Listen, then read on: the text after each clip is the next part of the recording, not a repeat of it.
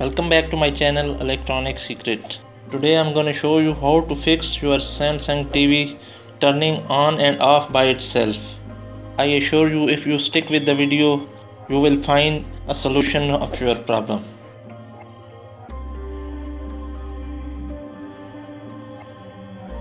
The first thing you have to do is to simply unplug your TV from the wall outlet, wait for 60 seconds and then replug it back.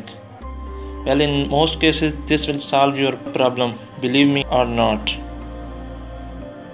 So if this doesn't care of your problem, if not, then go on to the next try.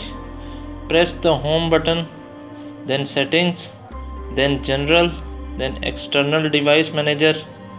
Here you will find a setting that is AnyNet. I want to switch that off. This feature allows you to control your TV from other devices. Sometimes this may be the issue. If that solves your problem, great. If not, then move to the next method. Okay, I want you to press the home button, then settings, then general, then network, then expert settings. There is a feature called power on with the mobile. I want you to turn it off.